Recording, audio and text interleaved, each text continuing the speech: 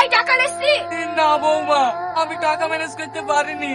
ভালোই ভালো বলছি টাকা ম্যানেজ করে আসো, নাহলে ঘাট ধাক্কা দিবার ঠিক বের করে দেবো। দেন ভাই, ভাই থেকে বের করে দেন। বয়স্ক লোক খেলি না, জানে জ্বালা। কে তুমি? তোমায় তো ঠিক চিনতে পারলো না। আমাকে চিনতে পারবে না ভাই, আমার বাড়ি অনেক দূরে। তোমাদের উপকার করার জন্য আসলাম। তুমি আবার আমাদের কি উপকার করবা? তোমাদের এই জঞ্জাল কিনতে এসছি। তোমার আব্বাকে তুমি বিক্রি করবা? লোকটা আবার কি বলছে? বাপ কোনোদিন বেচা হয়? হয় গো হয়। মানে বাপকে বেচবা কিনা তাই বলো। 1,00,000 টাকা দেবো। 1,00,000 টাকা দেবে বুকু? আর কিছু ধরে দেবে কি দেখো, এই জঞ্জাল বাড়ি থেকে বিক্রি করে দাও। আমি একলা বিক্রি করে দেবো বললে তো হবে না। ছোট ভাই বাপের অংশীদার, ওকে শুধু ডাক। ঠিক আছে রাখছি।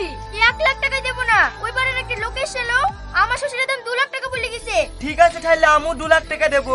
ও ভাই, আমার শ্বশুর খেতে 2,00,000 টাকা দিয়ে কিনলি, আমার শাওরিকে শুধু বেচে দেবো। ক টাকা দিবা? না বোন, সেই ছেলে আমি লিইনি। তুই বুড়া বুড়ির খুব মিল, ওকে না লেগে লুচি খেতে মজ যাবে। তাই বলছি ভাই, যা দিবা দিবা, ওকে শুধু নিয়ে যাও। না গো ভাই, মেয়ে ছেলে আমি 1 টাকাও দিতে পারবো না। তোমার মায়ের লেগে টাকা দিতে হবে না, এমনি নিয়ে যাও। বাপের লেগে যে 2,00,000 টাকা দাম হয়েছে সেইটি দাও। এই না তোমাদের 2,00,000 টাকা আর ডেমিটে সই করে দাও। তোমাদের বাপ মায়ের উপরে কোনো অধিকার থাকবে না, হয় ইচ্ছায় বিক্রি করে দিনু।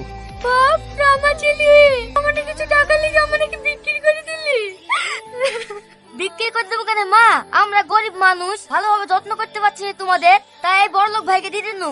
ভাবিসু বা, যে মা নিজে খেয়ে না খেয়ে রক্ত বিক্রি করে তোকে চিকিৎসা করেছে, আর সেই মাকে তোর বিক্রি করতে একটু বিবেকে বাঁচলো না।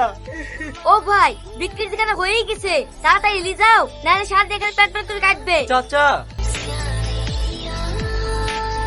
এটা কি বিশুদের বাড়ি? হ্যাঁ স্যার, এটা আমাদের বাড়ি। কিছু হয়েছে স্যার? আমরা বিডিও অফিস থেকে এসেছি। আপনাদের Aadhaar card, ration card, voter card আর যত ডকুমেন্টস আছে সবগুলো দেন তো। ডকুমেন্টস কি হবে স্যার? এনআরসি চালু হয়ে গেল নাকি? না না, এনআরসি চালু হয়নি। আপনারা আপনার বাবা মাকে বিক্রি করে দিয়েছেন তো, এই সমস্ত ডকুমেন্টস থেকে আপনার বাবা মায়ের নাম কাটতে হবে। স্যার, সামনে এনআরসি চালু হবে বলছে, বাবা মায়ের নাম কাটলে তো আমরা বিশাল বেকায়দায় পড়ে যাবো। তো আমরা কি করবো? সেটা আপনাদের প্রবলেম।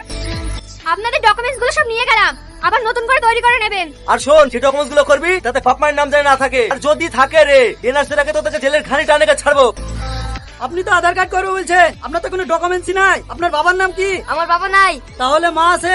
মাও নাই। মাও নাই? বাবা মা মৃত নাকি? মৃত না, বেঁচে আছে। বাবা নাই, মা নাই, আবার মরেওনি। কি বলতে চাইছেন আপনারা? সত্যি কথা বলতে কি স্যার, ভালো দাম পেয়ে বাপ মাকে বেঁচে দিচ্ছি। আপনারা মানুষ না জানোয়ার? বাপ মাকে কেউ বিক্রি করে? আপনাদের ডকুমেন্টস কোনোদিন হবে না। সরেন এখান থেকে। যা হয়েছে হয়েছে, বলছি কিছু টাকা দি, বাবা মায়ের নাম না দি আধার কার্ড করা হবে না। না না, বাপ মায়ের নাম ছাড়া আধার কার্ড করা হবে না। বলছি স্যার, একটু চেষ্টা করে দেখেন না, তাহলে আমাদের বিশাল বিপদ হবে। বললাম তো হবে না, যান এখান থেকে।